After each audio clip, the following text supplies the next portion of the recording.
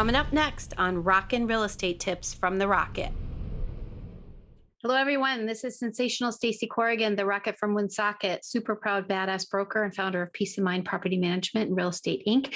And we are building the most epic team in Blackstone Valley, Massachusetts, Rhode Island, and Connecticut. And today on Rockin Real Estate Tips from the Rocket, we are talking about earnest money deposit. When can you lose it? Scary topic. There are three primary times to pay attention. One is your contingency dates, mortgage contingency, inspection contingency. Those are extremely important.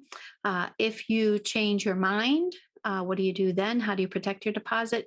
And when could you still get out of the contract by doing so? And if you aren't able to close the deal, how do you still protect your deposit so that you don't lose it? These are all coming up on Rockin Real Estate Tips from the Rocket. Stay tuned. One thing is for certain, your home is likely the largest financial asset you'll own. And the big question is this: who can you turn to expertly guide you with the right strategies, next best steps, and the exact how-to? How to get started with the home buying process, how to get the best rate and terms for a loan, how to negotiate the best offer for the purchase of your largest financial asset and propel your equity so you can stay on course for you and your family's dreams. That is the question, and this video series will give you the answers. My name is Stacy Corrigan, and welcome to Rockin Real Estate Tips with the Rocket. So you finally decided to buy a house, and you put a good portion of your life savings on deposit to purchase this home.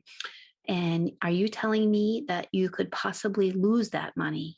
And I am saying that the short answer is yes. The long answer is it depends. Okay. So I'm going to walk you through it step by step and teach you what to look out for, how to protect your deposit, and how to work with your agent to do so. Okay. So the first thing you need to be careful of are your inspection dates and your mortgage commitment dates. Those are called contingencies. And so those dates are featured on the contract. I'm going to share my screen right now. All right, so the first are the inspection contingencies. This is a Rhode Island P&S, and you have 10 business days, so exclusive of Saturdays, Sundays, and holidays to complete your inspections. Now you need that the inspections completed, negotiated, and signed off on before that date, okay? So if there's no holidays, it tends to equal 14 calendar days, but the 10 days are business days in Rhode Island, okay? Next, we have a Massachusetts contract. And typically Massachusetts is 10 calendar days. Now, the new contract allows people to specify the number of days so there's no confusion and put the deadline there where it doesn't put the exact number of days. So that is can be a negotiated item between the parties. But if you're going to go past 10 days, some people are going to have some concerns about that. So these days, to make your offer more competitive, people are waiving inspections completely or putting a much shorter time frame for inspections so the seller knows that they could move forward quickly going to P&S. Next is Connecticut, and Connecticut also has a 10-day period for inspections, and they do put the deadline on there. So that what's kind of nice about Connecticut is it combines the best of both worlds there. So you have the guideline already listed on there, but then you also have the date on there as well. All right. And then the second date you want to be careful of is your mortgage commitment date. And that date is when the bank says they're absolutely finally going to give you the loan. The initial form was the pre-qualification form that just was a cursory review of your financial situation. They just looked at your credit and your pay stubs and maybe your tax returns just quickly to make sure that you could qualify for the loan. And then what they do is they do all their phone calls. They make sure none of the documents were not legit. They get written verifications of employment and pull hard copies requests from the IRS for your tax returns and things like that to to double verify the information that you provided, because, some people like to commit fraud and they doctor those documents. So they want to make sure that nobody's doctoring anything and that you're above board. So the final mortgage approval, it's often typically somewhere between 2 weeks and 5 days before closing. I've seen a whole bunch of different things. So it's really getting close to the closing time, but that is a critical date. You want to make sure that your lender has either given you approval by that date or your agent has extended for you by that date. So that if there's a valid extension that was executed prior to that date, your deposit is still protected. Don't fret. But if for some reason you can't get a denial letter from the lender or an approval letter from the lender by that date, or you miss that date for some reason, you could lose your deposit in that instance if you can't perform and finish closing the loan. So you want to have an extension, have an approval, have a denial, okay, to protect your deposit. So these are all very similar. This happens to be Rhode Island. This one happens to be Mass, and this one is Connecticut. So mortgage commitment date, mortgage contingency date. See how we got the different language? We see contingency or commitment in these clauses of the purchase and sales agreement. All right. So the next situation you could come across is if you just change your mind. So I had a client who was a tenant of mine who wanted to buy a single family or a condo, and we found him a condo. We went under contract for it. He did his inspections, and then some way in between, before his mortgage commitment date, he decided he didn't want it anymore. He didn't tell us that. He just made up a story that his hours got cut at work. Well, he worked at a store in town. We saw him there regularly. I knew that he wasn't telling the truth. The lender knew he wasn't telling the truth, and the lender had a legal right to call and verify that information. And so he did so and found out that his hours weren't cut at all. So the lender refused to give him a denial letter, and good for that lender, because that was the ethical thing to do. So that client, who was unfortunately our client, did lose his deposit.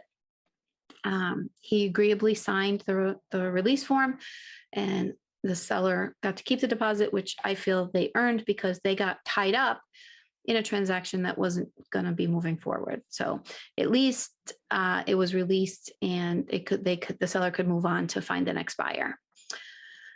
The third area where you could be concerned about losing your deposit is if you cannot make it to closing. Now, just because you can't make it to closing doesn't mean that you lose your deposit. But the key factor is, do you have your mortgage commitment date satisfied with either the approval or rejection? So if you can't get qualified for the loan and you get a rejection letter, you submit it to the other party through your agent. They submit it for you, and you then can request release from the contract and get your deposit back because you couldn't perform. You couldn't get approved for the loan. And for whatever reason, sometimes things like that happen. So I had a client who we thought was going to have a problem because they didn't realize they shouldn't be incurring new debt during the house buying process. And their son owned a car dealership and sold them a new car. Well, the new car loan affected their debt to income ratio, which could have caused them a problem for buying the house. In this situation, luckily, it was okay. It didn't cost them the house, so they still were able to close, thank God. The other situation I had was where a buyer, not my buyer, I had the seller, could not perform, and we extended twice, 2 weeks each time, the closing date, and I believe the mortgage commitment date. No, I think they had passed the mortgage commitment date. That's right. So the lender said that he could get the loan, but then at the end, right before closing, all of a sudden the buyer had spent money somewhere, and now he didn't have those funds available. He was buying a multifamily for reserves, and reserves are required when you're buying a multi in the amount of 6 months of principal, interest, taxes, and insurance. So he no longer had the money at the time of the mortgage commitment. He did have the money, then he no longer had the money before closing, and he was not able to close, and the seller did keep the deposit. So it can be scary out there. You do have to be conscious of paying attention to these dates, and you are under a contract, and this is to purchase a pretty big item. So people are relying on you to follow through, and that's why your pre-qualification letters are so important, like we talked about in a prior episode, to have them be strong so we know that you can perform and complete the transaction. Okay. I think there was one other point. Oh, yeah. So one of my clients thought that because he had full-time total work, that he left a full-time job in the middle of buying a house and got 2 part-time jobs. In his mind, his money was the same, but in the lender's eyes, the 2 part-time jobs do not properly equate to a full-time job. So, because the one job could have been released him at any time. So there's lots of different things in the lending process to be careful of, but that's why your agent will guide you expertly through the process and help you stay protected and helps keep your deposit protected. Okay, so that is it for our Rockin Real Estate tip today. Earnest money deposits, when can you lose them? And we hope you stay tuned for our next episode next week. Have a great day. Hey, it's Stacy, and I have a cool gift for you. I've taken some of my best tips and created an ultimate buyer's guide for you. It's pretty thorough, and it takes you from considering buying a house to closing on your new home. And I want to give it to you for free, just as a thank you for listening to the show.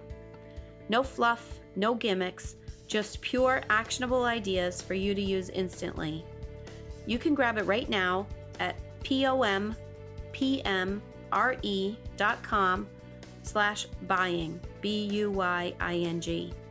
Should be right there on the screen to help you out. And do you know anyone who could benefit from this episode? If so, please share it with them. No pressure. We just want to help as many people as we can. Also, if you found something interesting in this episode, send me a quick message and let me know what was good, what was helpful, or hey, I'm going to do that. Just shoot me a quick message and let me know what resonated with you. That way I can continue helping you propel your equity to new heights for the benefit of you and your family. We appreciate you, and I hope you make it a great day.